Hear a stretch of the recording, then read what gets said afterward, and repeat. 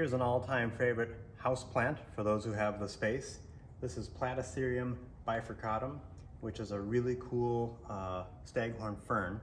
These are native to Java, New Guinea, and Eastern Australia.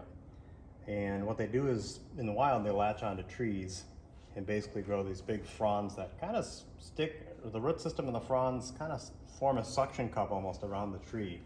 And then you've got an extensive root system and a plant that keeps on continually growing on the old dead fronds. But this plant has become quite a specimen. This is actually a few pieces we chopped off of a very big plant and put on this tubular piece of cork a few years ago. And now it's time for a little maintenance because I want to clean it up, make it look nice, get a stable hanger system on it, and put it up for sale. So just a quick note on culture. These plants really don't need too much sunlight. Where we have them, they're usually medium, sometimes medium bright light, but they do get watered often. They don't like sitting dry too long. So we pretty much water these 2 or 3 times a week heavily, and then they may get a little light misting in between. The water kind of shoots down the old fronds here and it pools up inside and holds good moisture. But what I need to do now is a little maintenance. So just looking at this, when we originally mounted it, it had one hanger on it. Now it's kind of lopsided. There's more weight on this side than this side. So I'll be adding another hanger to the other side so it's even. And in addition to that, there's a small split on this piece of cork, which can happen often with tubular cork. Actually, it's probably not even a split. These are obviously cut and stripped off the tree branches, and so it just needs to be stitched there to give it more support. So what I do for this is, I've just got some old hanger wire I'm going to use. I'll drill some holes and I'll stitch this together with this wire. And then with this hanger, I'll go ahead and make another support on this side.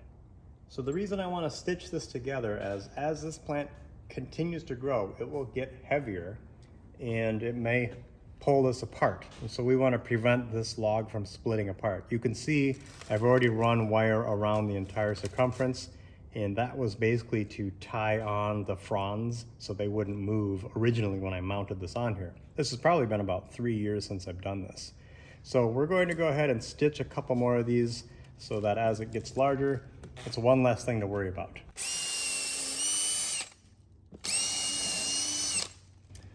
You've always got to have power tools. Makes this work a lot easier. And even though we're going to see a little wire here, over the years this will continue to grow and eventually cover all of that up so you won't even see it. Here I'm going to take my hanger wire. I'm just going to cut a couple pieces off like so.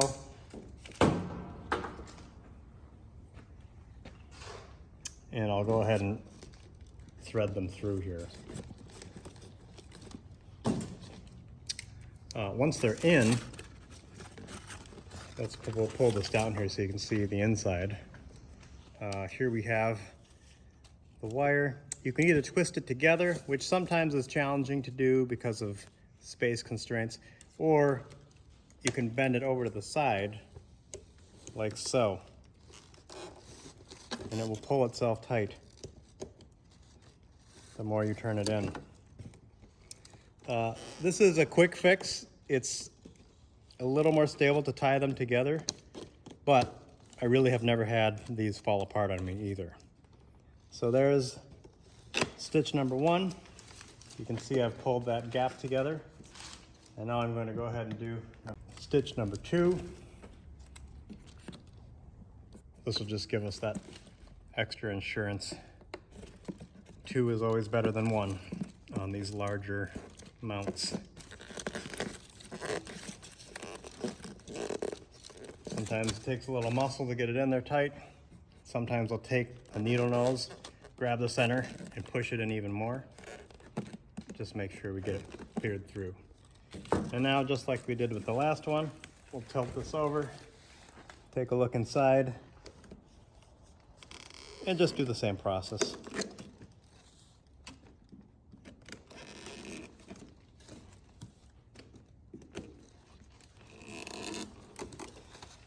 The other thing about this is as this plant continues to grow, the root system will also grow over this crease. and hold that together. Perhaps when I did this originally, I should have put this plant right here. That would have sewn it together itself for me. But here you can see, nice and tight, looks good. And now all we need to do is complete the hanger. There's many ways you can do hangers. In this case, I just used an old double clip wire hanger, cut the base off, threaded those through, and pulled them around. And so I'm gonna do the same thing on the other side, so the end result is like this. That way you can put a hook right there and hang it up, and it will have plenty of strength. So what I'll do here is I'm just gonna cut the ends off of this, so I won't be needing them. We'll drill a couple pilot holes, and then we'll get this threaded through.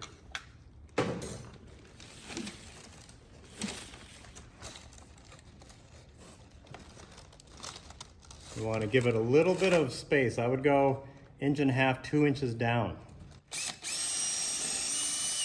If you put the hanger too close to the top, sometimes the weight will just snap the hanger right off. And I also try to drill through one of the thicker, coarser sections of the cork. You want more surface area to guarantee more stability. And now we'll check where this lines up.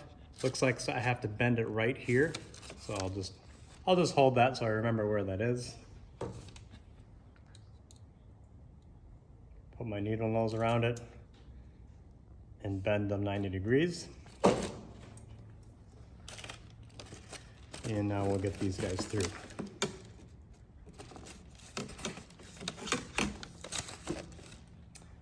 Now let's take a look at that. And as you can see with this one, I had bent them up and over, which is the most stable way to do it. I can tell you right now, I don't have enough slack to do that here, but it's okay. I'm gonna bend them up and over and push them into the cork itself so it kind of staples itself in. Might be hard to see at this angle, but I'll go like that. And then I'll kind of hammer it in place. But this is such a thick gauge of wire, that's not going to go anywhere. And now we have a presentable and hangable Platycerium bifurcatum. You don't have to always fry them at this size. They come in small sizes. Just know in the long run they will get quite big. In the wild, they can get several hundred pounds in weight based on how large they are. And you'll even see people, say living in southern Florida, planting these in the nooks of large trees. And the ones I've seen there have probably been up to potentially 1,000 pounds in weight based on how big it is and how much water it's holding. But this is a really great plant. There's many ways to grow it. It's actually quite easy to grow. It makes for a good house plant as well. And it's fun and ornamental. And one of the neat things about us is we have a lot of these older specimen plants. So once in a while, you will see things like this available for purchase. So with that being said, hope you like this video. We'll see you on the next one.